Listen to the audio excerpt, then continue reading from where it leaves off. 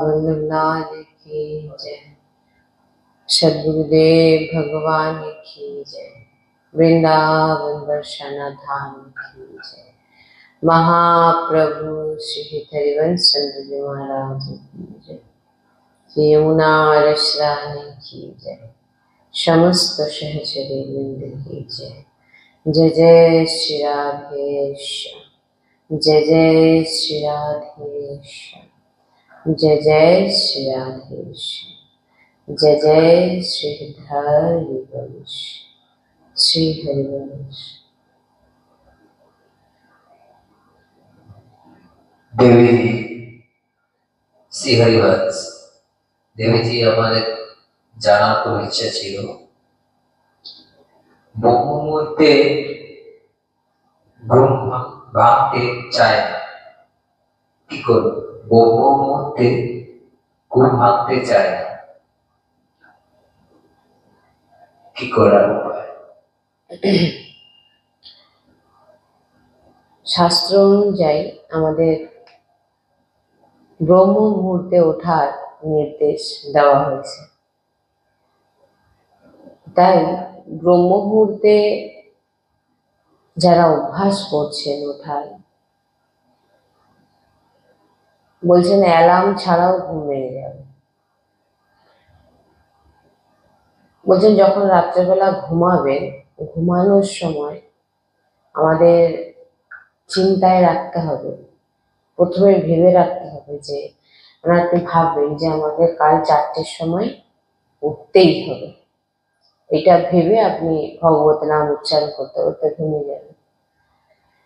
এটা মহাপুরুষদের অনুভব, তেনারা যেটা বলেছেন যে যে টাইমে আপনি যেমন অ্যালার্মে ফিক্সড করেন যে এই টাইমে আমি উঠবো, মানে অ্যালার্ম বাজবে, ঠিক ওই টাইমেই আপনার ঘুম কিন্তু ভেঙে যাবে। এবারে আপনি পাশ ফিরে ঘুমিয়ে গেলেন সেটা আলাদা বিষয়, কিন্তু আপনি যেটা ভেবে ঘুমোচ্ছেন যে আমি 4টেয় উঠবো, আপনার কিন্তু ঠিক 4টের সময় ভোরবেলা ঘুম ভেঙে যাবে। আর এটা যখন আপনি 1 বছর অভ্যাস রেখে দেবেন, দেখবেন আপনি 4টের পর আর আপনার ঘুম নিয়ে আসবে না। তো এইভাবে আমরা অভ্যাস করতে হবে আমাদের। আর এখন তো অ্যালার্মের ব্যবস্থা আছে, অ্যালার্ম দিয়ে দেবেন। এবং অ্যালার্ম ছাড়া যারা অ্যালার্ম দিতে পারছেন, অ্যালার্ম ছাড়াই অভ্যাস করাটাই ভালো। প্রথম কিছুদিন করলে সবসময় অ্যালার্ম থাকবে, তখন অ্যালার্মের অভ্যাস হয়ে যাবে। তাই জন্য এটা করতে হবে যে এইরকম ভাবনা রাখতে হবে, দেখবেন আপনার ঠিক 4টে বাজবে আপনার ঘুম ভেঙে যাবে, যেটা সাধু সন্ত বলেছেন। এনাদের কাছে তো অ্যালার্মের কিছু ছিল না, এনাদের অনুভব এনারা বলছেন। আপনি শোয়ার সময় চিন্তা করে শুচ্ছেন আমাকে 4টেতে উঠতেই হবে, কিন্তু আপনাকে সেই 4টের সময় দেখবেন আপনার ঘুম কিন্তু ভেঙে যাবে। আর যেটা করতেই হবে, ভোরবেলা 4টের সময় ব্রহ্ম মুহূর্তে বলুন উঠলে আমাদের সব থেকে বলবান হয় আমাদের মানসিক রোগ কখনো আমাদের ভিতরে আসবে না যদি আমরা ভোরবেলা ব্রহ্ম মুহূর্তে ওঠা অভ্যাস করি। মানসিক রোগ কোনোদিন আসবে না। শারীরিক বিভিন্ন রকম রোগ থেকে মুক্তির উপায় ব্রহ্ম মুহূর্তে ওঠা। আর ভগবত প্রাপ্তির জন্যে ভজনের সময় হচ্ছে ব্রহ্ম মুহূর্ত। তাই 4টের মধ্যে আমাদের 4টেতে মোটামুটি উঠে যাওয়া প্রয়োজন। এইভাবে আমাদের অভ্যাস করা উচিত।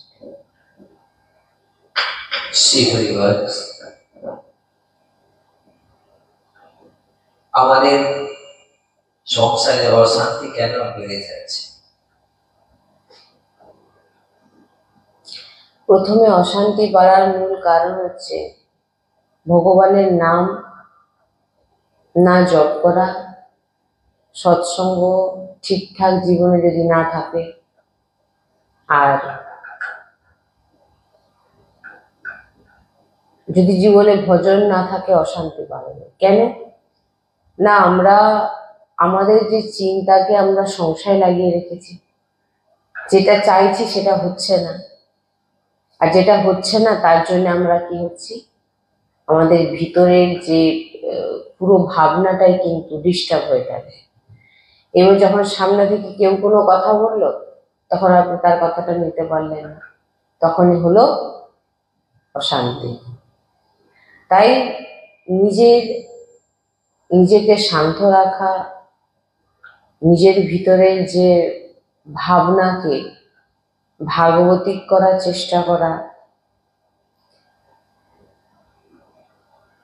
সামনের ব্যক্তির কথা শুনে ক্রোধিত না হয়ে নিজেকে শান্ত রাখার চেষ্টা করা, যে করেই ফেলবে একবারে সেটা তো নয়,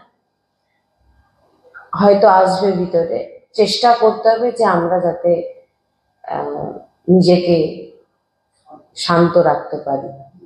আর শান্ত রাখার জন্য প্রয়োজন নাম আর সৎসঙ্গ। তাই এই অশান্তির মেন ওষুধ হচ্ছে সৎসঙ্গ শোনা, যে কোনো একটা সময় বার করে, আর নাম জপ করা। এই দুটো যদি জীবনে না থাকে তাহলে অশান্তি পরপর আরো বেড়েই যাবে। কারণ আপনি ভাববেন আমি যা বলছি আমি ঠিক, আর সামনের ব্যক্তি ভাববে আমি যা বলছি আমি ঠিক, তখনই হয় কি অশান্তি।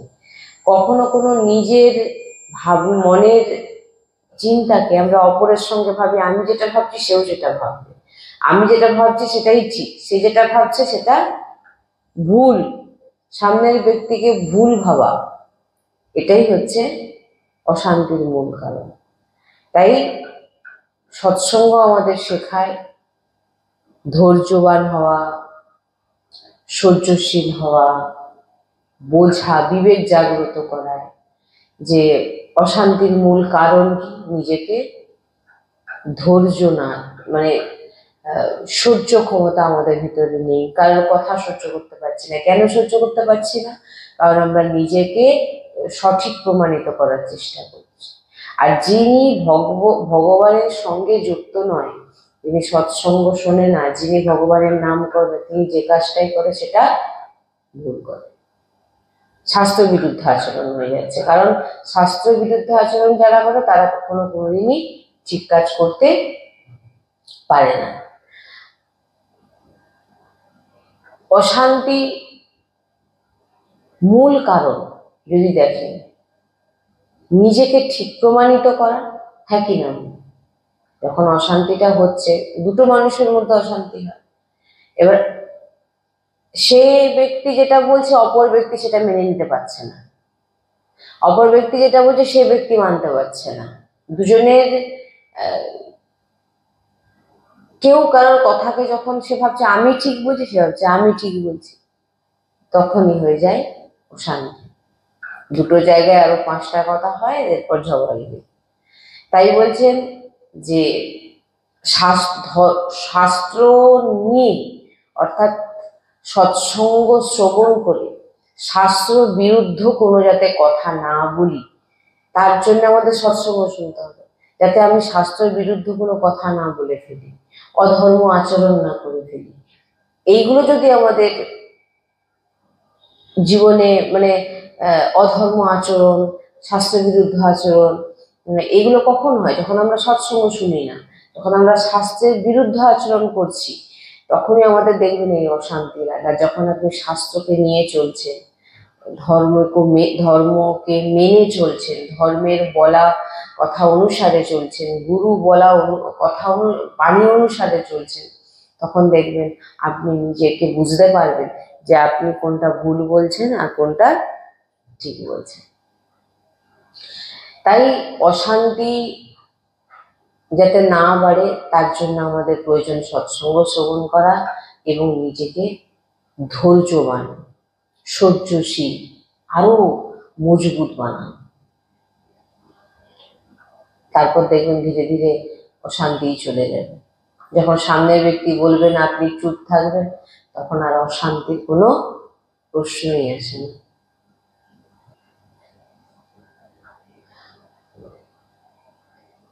সুস্থ থাকার জন্য আমিষ খাওয়া দরকার। আমিষ খেলে শরীরকে সুস্থ রাখার জন্য কি আমিষ খাওয়া দরকার? বলছে না, আপনি আমিষ আহার করে নিজের চর্বি বাড়াতে পারেন, মনোবল বাড়াতে পারবেন না। আমিষ আহার করে চর্বি বাড়াতে পারবেন, মনোবল বাড়াতে পারবেন না। আর মনের বলটাকে সব থেকে শ্রেষ্ঠ মনে করা হয়েছে নাকি চর্বিতে। আপনি আমিষ আহার করে দেখবেন অনেক চর্বি হয়ে গেছে, কিন্তু মনোবল আপনার কোনোদিন, মন থেকে সময় আপনি দুর্বলই থাকবেন। অন্যের শরীরকে, যখন আপনার শরীরকে যদি কেউ কেটে ফেলে আপনার কত যন্ত্রণা হয়, তখন তেমনি অন্য শরীরকে যখন আপনি কাটছেন তারও তো যন্ত্রণা হচ্ছে। তো সেই জীবকে হত্যা করে তাকে খেয়ে আপনি কি করে নিজেকে সুস্থ রাখবেন? খেয়ে দেখুন, কিছুদিন পর দেখবেন যত রকম রোগ আছে আপনাকে সবই ধরে নিয়েছে। কারণ যে জীবকে আপনি খেয়েছিলেন সেই জীবের হায় তৎক্ষণাৎই আপনি পাবেন। এখন খেয়ে যান, কর্ম কাউকে ছাড়ে না, কর্ম কারোকে ছাড়বে না। অন্য জীবকে মেরে হত্যা করে আপনার, এটা আপনাকে দেখতে হবে। যেহেতু আপনাকে মানব শরীর দেওয়া হয়েছে, মনুষ্য শরীর আপনাকে দেওয়া হয়েছে ভগবত প্রাপ্তি করার জন্য। আর ভগবত প্রাপ্তি করার জন্য আমাদের প্রথম সৎসঙ্গ দরকার, নাম জপ দরকার, শুদ্ধ আহার দরকার। নাম জপও হবে না যদি আপনি শুদ্ধ আহার না করেন। শুদ্ধ আহার না থাকলে আপনার বিচার ঠিক হবে না। আপনার বিচার না থাকলে, এই যে হলো আগে প্রশ্নে আলোচনা করলাম, অশান্তি বাড়বে।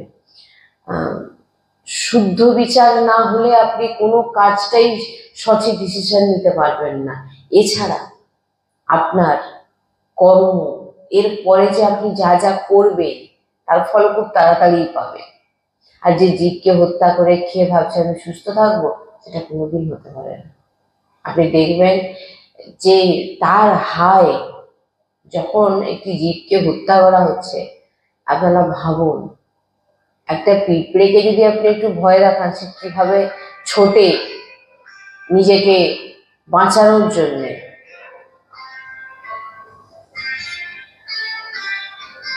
একটি পিঁপড়েকে যখন দেখবেন আপনি পিছনে একটু ছুঁয়ে দেবেন, সেই পিঁপড়ে দেখবেন কিরকম ভয়, হ্যাঁ, দৌড়াচ্ছে নিজের প্রাণ বাঁচানোর জন্য। তেমন একটি মোরগ বলুন, একটি ছাগল বলুন, অন্যান্য জীবকে বলুন, তারা বাঁচার জন্য তাদের কত বাঁচার ইচ্ছে। তো যেমন একটি মহাভারতের একটি প্রসঙ্গে আছে যে একবার একটি নালির পোকা, হ্যাঁ, সে খুব তীব্র গতিতে রাস্তা পার হচ্ছে। তো কৃষ্ণ দ্বৈপায়ন ব্যাসদেব যে, তিনি তখন সেই পোকাটাকে দেখে বলছেন, তুমি এত তাড়াতাড়ি কেন যাচ্ছ? না, পিছনে গরুর গাড়ি আসছে, আমি যদি তাড়াতাড়ি না পার হই আমার ওপর দিয়ে গরু গাড়ি চলে যাবে আর আমি মারা যাবে। তার মানে ভাবুন, সে পোকার শরীরে সে, আর ব্যাসদেবজির এমন মানে শক্তি ছিলেন, এমন পাওয়ার ছিলেন যে তিনি সব বুঝতে পারতেন, সবার সঙ্গে কথা বলতে পারতেন। মহাভারতের একটি প্রসঙ্গ, এই আরো অনেক বিস্তারিত আছে, আমি একবার মনে হয় বলেছিলাম এই প্রসঙ্গটা।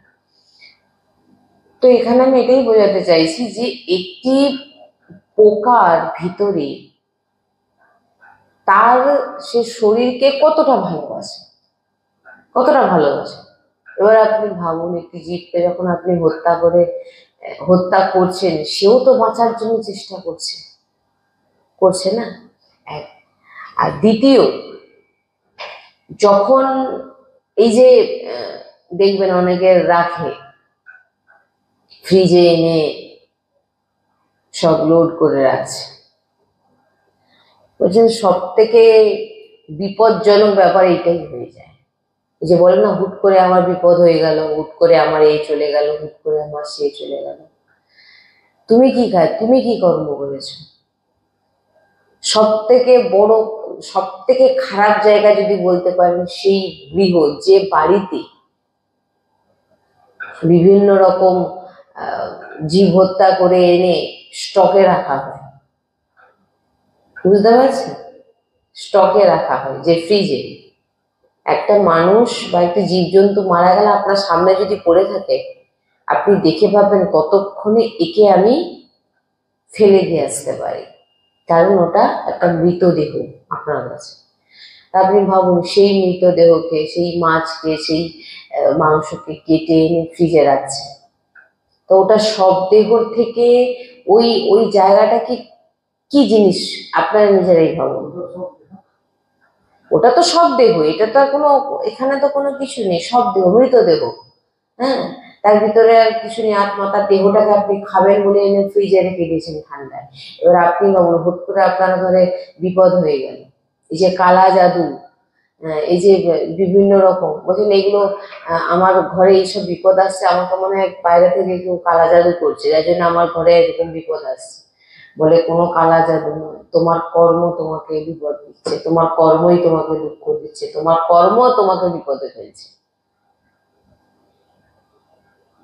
যদি কোনো ঘরে, যদি কোনো বাড়িতে ভগবত প্রসাদ পাওয়া হয়, ভাগবত গীতা পাঠ করা হয়, হরিনাম সংকীর্তন হয়, কীর্তন করা, কোনো পরিবারের সবাই, তার ঘরে কখনো বিঘ্ন, তার ঘরের চারপাশে কখনো জমদূত আসতে পারে না। আর যে ঘরে এমন কিছু ব্যবস্থা থাকে, ফ্রিজে লোড থাকে, ভাবুন তার ঘরে এসে সবসময় সমস্ত গ্রহ বলুন আর বিপদ বলুন আর বিঘ্ন বলুন সব থাকে। সব থেকে খারাপ জিনিস এটা। একটা মৃতদেহ পড়ে থাকলে আপনার ভয় লেগে যাচ্ছে, আর ফ্রিজে বার করে জল খাচ্ছেন, এটা খাচ্ছেন, সেটা ভিতরেই আছে। ভাবুন তাহলে সেটা কি? আপনি যাকে রেখেছেন ফ্রিজের ভিতরে, সেও বাঁচতে চাইতো, সেও তার শরীরকে ভালোবাসতো। আপনার কাছে যেমন আপনার শরীর প্রিয়, তার কাছেও তার শরীর প্রিয় ছিল, সেও বেঁচে ছিল, সেও খেত, সেও বাঁচতে চাইতো। আপনি তাকে মেরে দিয়েছেন, মেরে তাকে আপনি স্টক করে রেখেছেন, পরে পরে আপনি তাকে খাবেন বলে। তাহলে এবার এবার আপনি ভাবুন, আপনার ঘরে আপনি কাকে রেখেছেন। এই জন্য কখনোই কোনো জীব হত্যা করে খেয়ে সুস্থ থাকা যায় না। আপনি করে দেখুন, খেয়ে দেখুন, কোথায় সুস্থ থাকে না অসুস্থ থাকে আপনি বুঝতেই পারবেন। তাই সুস্থ থাকার জন্য ভগবত প্রসাদ যথেষ্ট। আর 4 দিনের জীবন, কখন আছি কখন নেই কেউ কিছু জানে না। আপনি কাউকে মেরে তাকে রান্না করে খেলেন, আপনিও গাড়িতে যাচ্ছেন, আপনারও গাড়িকে উল্টে পুড়িয়ে দেওয়া হলে আপনিও রোস্ট হয়ে পুড়ে গিয়ে একেবারে, আপনি ওকে রান্না করে খাচ্ছেন, আপনার কি অবস্থা হবে, দেখুন আপনাকেও ঝলসে দেওয়া হবে।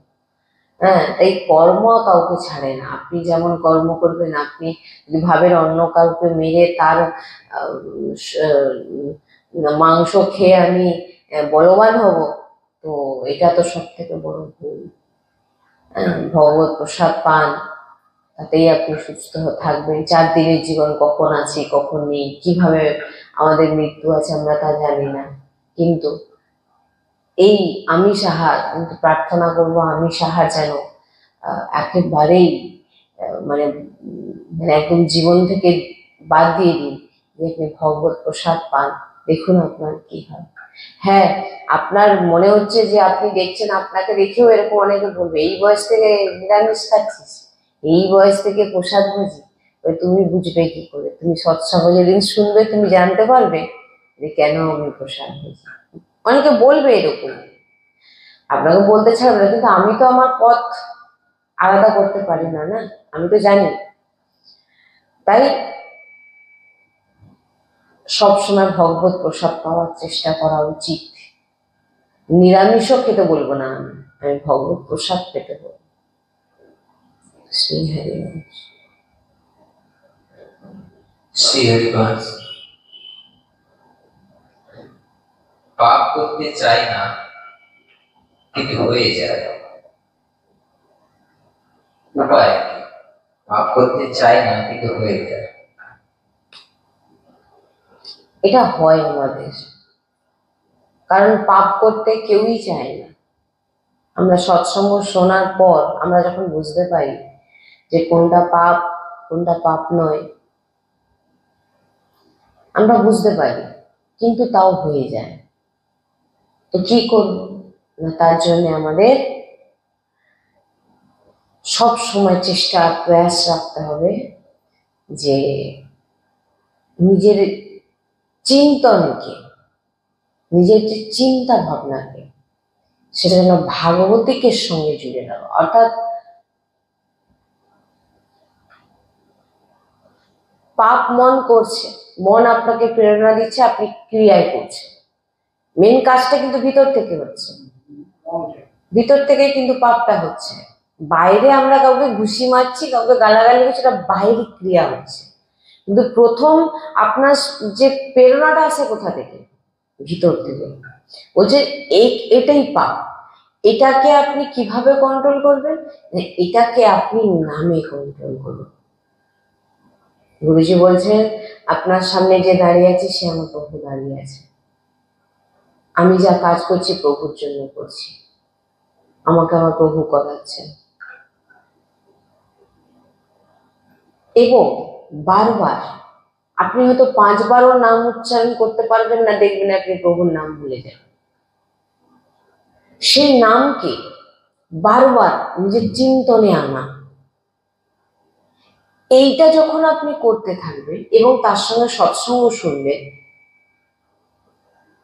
তখন দেখবেন আপনার যে পাপ করা, যে এই যে হয়ে যাচ্ছে যে পাপটা, সেটা তখন আপনি ভিতর থেকে আটকানোর চেষ্টা করতে পারবেন। এখন যেমন আমরা আটকানোর চেষ্টাই করতে পারছি না, পাপ হয়ে যাচ্ছে, চাইছি না তবু হয়ে যাচ্ছে। কেন না? আমাদের মধ্যে তেমন বল নেই, তেমন সামর্থ্য নেই।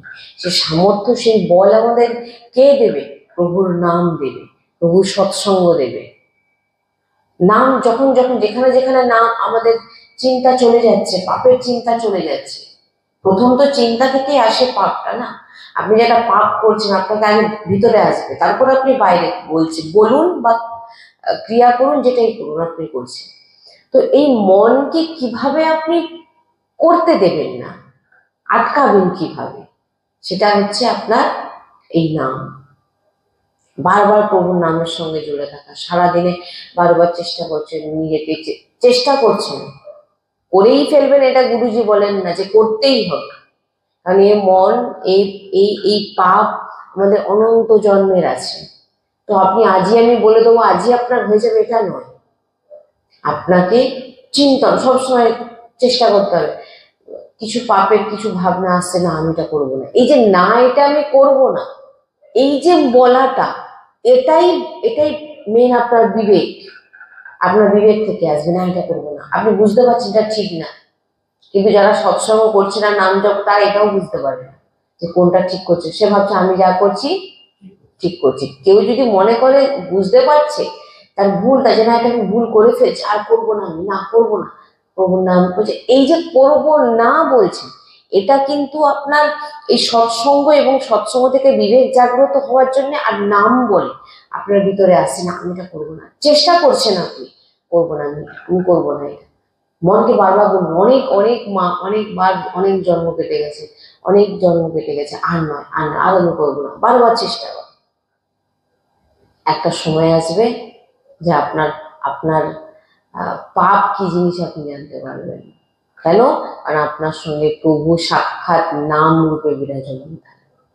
আর প্রভু যেখানে বিরাজমান, প্রভু তো সবার মধ্যে বিরাজমান, প্রভু সবার মধ্যে বিরাজমান, তাই না? কিন্তু প্রভুকে কেউ দেখতে পাচ্ছে কি?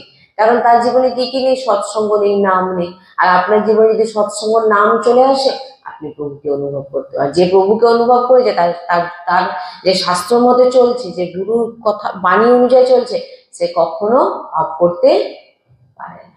তাই এটা ধীরে ধীরে নিজেকে কন্ট্রোলে আনতে হবে, বারবার চেষ্টা করতে হবে, সৎসঙ্গের সঙ্গে জুড়ে থাকতে হবে। বারবার নাম ভুলে যাচ্ছেন, আবার মনে করতে হবে, বারবার ভুলে যাচ্ছেন, আবার ভুল কাজ হয়ে যাচ্ছে, ঠিক আছে আমি এরপর আর করবো না, এটা এমন সংকল্প করে আমি এরপর আর করবো না, প্রভু আমি করবো না, আমার ভুল হয়ে গেছে, বারবার। ঠিক এক সময় ঠিক টাইমে এসে যাবে। কিন্তু যদি জীবনে এই সৎসঙ্গ নাম না থাকে, আপনি কোনোদিন কোনো কিছুতেই এগোতে পারবেন না। পুজো আরতি করবেন ঠিকই আছে, কিন্তু ওতে কোনোদিন আপনার মনের জ্বলন মিটবে না, বলে দিলাম। পুজো আরতি করছেন বলে ভাববেন আমার সব ঠিক হয়ে যাবে, ভুল। পুজো আরতি করছেন বলে, তীর্থে যাচ্ছেন বলে না আপনার ভিতরে জ্বলন মিটে যাবে, ভুল। জ্বলন যত আরো বেশি করে জ্বলবে, যদি বিবেক না জাগ্রত হয়। কি বললাম? ভাবছেন আমি সৎসঙ্গ করবো না, নাম জপ করবো না, আমি আমার পুজো টুজো করবো, তীর্থে যাবো, আমার ঠিক সব ঠিক করে নেবো, দান করে দেবো, ব্যাস। বলছে তুমি যাই কিছু করো তোমার জ্বলন, ভিতরের যে জ্বলনটা সেটা কোনোদিন মিলবে না। ভিতরের জ্বলনকে মেন সবকিছু আন্তরিক, যদি জ্বলন যদি না কমে, হ্যাঁ, যদি জ্বলনকে কমাতে চান সেটা হচ্ছে শুধু প্রভুর নাম এবং সৎসঙ্গ বলে। কোনোদিন ভিতরের জ্বলনকে, ভিতরে দেখবেন সারা জীবন আপনি সংসারিক নালে বাইরে যে কোনো দিক থেকে আপনি জ্বলতে থাকেন। শ্রী হরিবংশ। মন সবসময় চালাচ্ছে, কি করা উচিত? ওই তো বললাম যে মন চালানোর কারণ, মন অনন্ত জন্মের পাপ আমাদের, সেই পাপের জন্য আমরা জ্বলছি। তো এই এখনই তো বললাম যে নাম জপের, নাম যে জপ করবে বারবার আপনাকে জ্বালাচ্ছে মন, কি করবে? মনকে বোঝান যে অনেক জন্ম জ্বলেছি, আর নয়, এবার আমি প্রভুর নাম নেব। প্রভুর নাম নিলেই আপনার ভিতরে জ্বলন মিলবে। কি বললাম? প্রভুর নাম যত আপনি নিতে থাকবেন, প্রভুর সৎসঙ্গ যত আপনি শুনতে থাকবেন, আপনার জীবনে আপনার ভিতরের মন কখনো জ্বলতে পারছে, ঠান্ডা হয়ে যাবে, শীতল হয়ে যাবে। সৎসঙ্গ শোনার পর ভিতরে মন শীতল হয় না? একটা একটা বাণী যখন আমরা শুনি দেখবেন আপনার মন শীতল হয়ে যাচ্ছে, ঠান্ডা হয়ে যাচ্ছে। মানে কি? মন যেটা চাইছে সেটা পেয়ে যাচ্ছে। আর আমরা তো সাংসারিক জিনিস দিয়ে মনকে শান্তি করার চেষ্টা করি, কিন্তু সাংসারিক জিনিস আজকে এটা দিলে পরের দিন আর একটা ইচ্ছে জাগ্রত হয় না? আজ এটা নিলাম, কাল আবার একটা, কাল আবার একটা, কোনোদিন মিটবে না চাহিদা, আর জ্বলতেই থাকবে। তাই বলছেন প্রভুর নাম এমন যে আপনার জ্বলন, আর গুরু বাণী এমন, সন্ত বাণী এমন যে আপনার ভিতরের জ্বলনকে পুরোপুরি ঠান্ডা করে দিতে পারে। শ্রী হরিবংশ। আমার গ্রহ বিপরীতে কি করা উচিত? গ্রহ বিপরীত তারই হয় যে ভগবত বিমুখ হয়।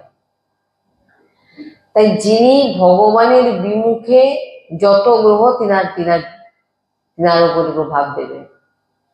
আর কোনো ব্যক্তি ভগবানের নাম জপ, ভগবত মার্গের পথিক, যদি সেই ব্যক্তির গ্রহ বিপরীত হয়েও থাকে,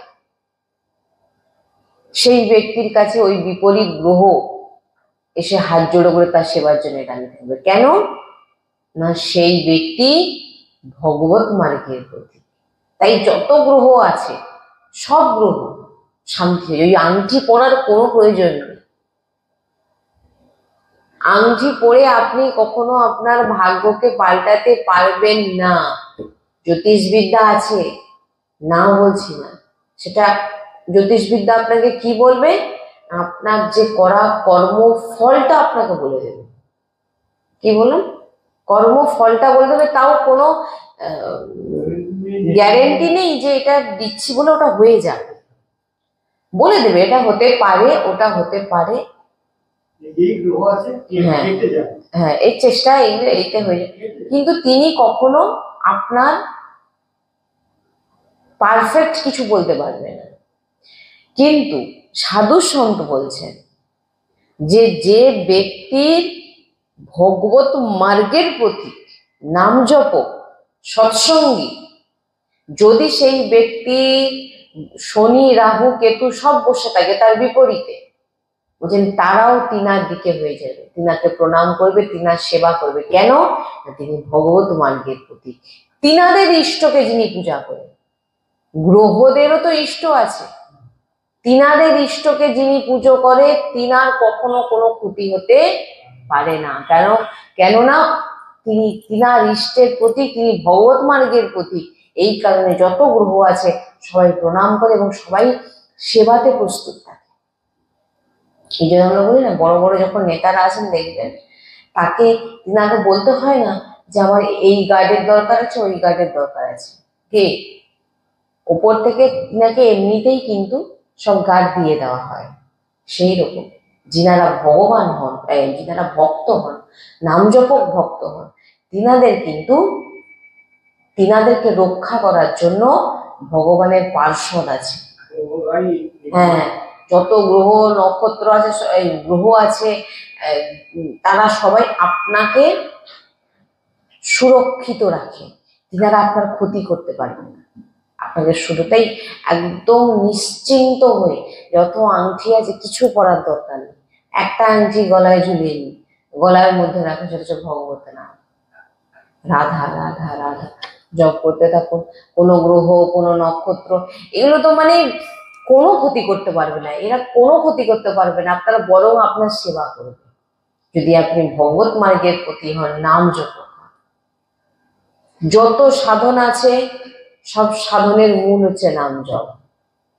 যার জীবনে নাম জপ নেই, বাদ বাকি সব সাধন আছে, সব কিন্তু ভগবত প্রাপ্তি তাকে কখনো করাতে পারবে না। কিন্তু কোনো ব্যক্তির কোনো সাধন নেই কিন্তু নাম জপ আছে, সে ভগবত প্রাপ্তি হয়ে যাবে।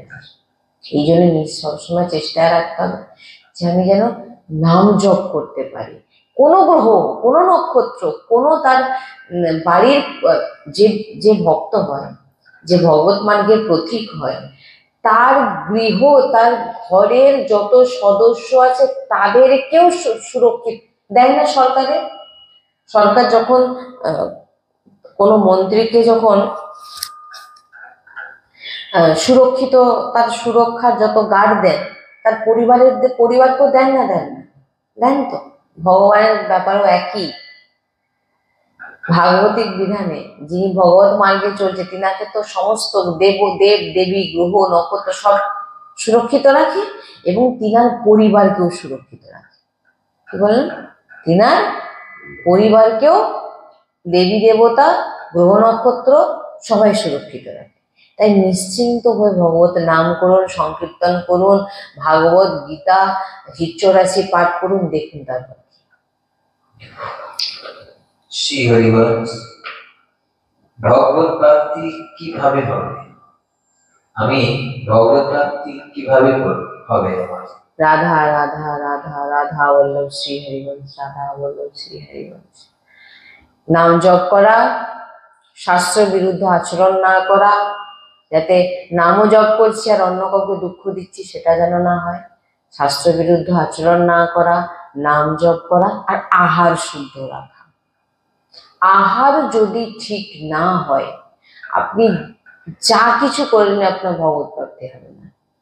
হ্যাঁ, তাই আহারকে আপনাকে শুদ্ধ রাখতে হবে। কোনো ভক্ত হচ্ছে অনেক সময় কি হয়, কিছুদিন ভজন করার পর তার ভজনে আর ভজন হচ্ছে না, গুরুজির কাছে যায়, কেন হচ্ছে না ভজন? কিছুদিন বেশ ভজন করছে কিন্তু এখন আর মানে মনেই আসে না, প্রভুর নাম নিতে মনেই ভুলে যায়। গুরুজি বললেন হয় কোনো বৈষ্ণব অপরাধ, না হলে আহার শুদ্ধ নয়। কোনো কারণে আহার আমাদের গন্ডগোল, যার জন্য কি হচ্ছে, আমাদের ভজন আটকে যায় আর ভজন বন্ধ হয়ে যায়। কারণ ভগবান বলেছেন, আমার ভক্তকে যে অপমান করবে সে আমার না, তার কখনো কল্যাণ হবে। আমার ভক্তের যে অপমান, আমার নয়, ভগবান আমার, ভগবান বলছেন আমার ভক্তের। আর দ্বিতীয় হচ্ছে আহার শুদ্ধ যদি না থাকে, আর আহারই তো আপনার বিচার দেবে। আপনি যেমন আহার করবেন আপনার তেমন বিচার হবে। আর আহার যদি শুদ্ধ না হয়, আপনি কোনো দিন আপনি দেখে নেবেন করে। আহার শুদ্ধ যদি না হয় আপনি ভজন করতে পারবেন না, ভজন না হলে ভগবত প্রাপ্তি হবে। তাই আমাদের লক্ষ্য রাখতে হবে যাতে কোনো বৈষ্ণব অপরাধ না হয়ে যায়, আহার যেন অশুদ্ধ না হয়ে যায়, এগুলো আমাদের লক্ষ্য রাখতে হবে। নাম জপ করতে হবে, সৎসঙ্গ শুনতে হবে, ভগবত প্রাপ্তি নিশ্চিত। শ্রী হরিবংশ। প্রসাদ কিভাবে পাওয়া উচিত? প্রসাদ প্রথমে আমাদের জানতে হবে যে প্রসাদ মানে হচ্ছে ভগবান স্বয়ং যে পেয়েছে, সেই ভগবানের পাওয়া তাকে আমরা প্রসাদ বুঝি। ভগবান দেখেছেন, দর্শন করেছেন। সেই প্রসাদকে যখন আমরা পাবো, আমি কি পাচ্ছি সেটা ভাবতে হবে। কি পাচ্ছি? আমি প্রসাদ পাচ্ছি না, আমি শ্রীজি এই প্রসাদ পেয়েছি, এই ভোগ, এই যে ভোগ আমি করেছি সেটা আমার শ্রীজি পেয়েছে, তারপর আমি পাচ্ছি। আর প্রসাদ কিভাবে পাবেন? প্রথম তো ভক্তমণ্ডলীতে বসে প্রসাদ পাওয়া। আর প্রসাদের যেন একটি কণাও থালায় না থাকে, আপনার পাত্রে না থাকে। মানে একটি কণা যদি আপনি ফেলে না দেন। কি বলছে? বলছেন সাধু সন্ত, গুরুজি বলেন এরকম আঙ্গুল দিয়ে চেটে পরিষ্কার করে খান, যাতে একটু কোনো রকম কিছু না থাকে, দিয়ে তাকে জল দিয়ে ধুয়ে সেই জলটাকেও পান করে নেয়। প্রসাদের এত মহিমা আছে। তাই হাফ খেলাম, হাফ ফেলে দিলাম, বলছেন প্রসাদ যেন না, তোমার যতটা দরকার তুমি ততটা নাও, কিন্তু প্রসাদ তুমি নষ্ট করো না। এইভাবে আমাদের প্রসাদ পাওয়া উচিত। আর যদি আপনি কোনো ভাবছেন যে ও আমার পাতে যেটা আছে সেটা আরো জীবজন্তু করে, জীবজন্তু জন্য আপনি আলাদা পাতা খাবেন, আলাদা তাতে নিন, যে আলাদা আপনার পাত থেকে দেওয়ার কি দরকার আছে? হ্যাঁ। আর প্রসাদ আপনি জীবজন্তুকে পাওয়ার কোনো অসুবিধা নেই, কিন্তু সেটা আলাদা ভাবে। আপনি যেটা পাচ্ছেন সেটা জানে যতটুকু দরকার ততটুকু নিয়ে ততটুকুই পাবেন। श्री राधा वल्लभ लाल की जय। श्री हरि।